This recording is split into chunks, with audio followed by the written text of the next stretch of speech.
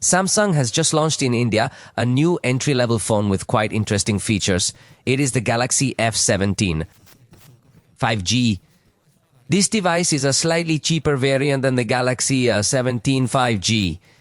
Note that the F series typically lowers the price further and is notable for two main features. First, it's the most affordable phone in that market, offering Gorilla Glass Victus protection on its screen, which also features a Super AMOLED panel, 6.7 inches in size, with full HD resolution and a 9% refresh rate.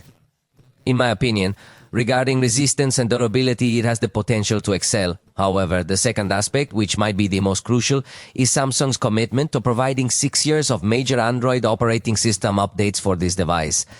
This support policy is quite uncommon in this segment and appears to be a key strategy with which Samsung aims to enhance its competitive edge across its entire device catalog. Hopefully they keep their promise, because if not, they will be disappointing users even more.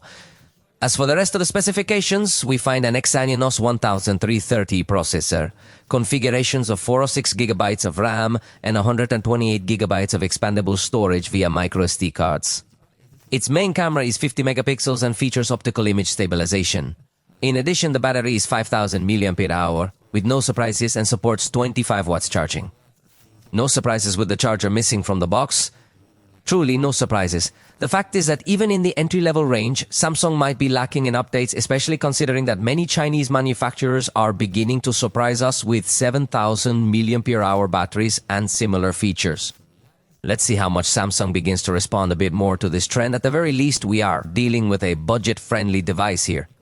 In fact, its price in India starts at 14,499 rupees, which exchange rate would be about $175 or so, although remember that prices here are not the same as over there. Let me know if this 6 years of upgrades policy you consider to be a good attractive point, or would you prefer Samsung to offer 2 years of upgrades but better specs like a bigger battery or faster charging?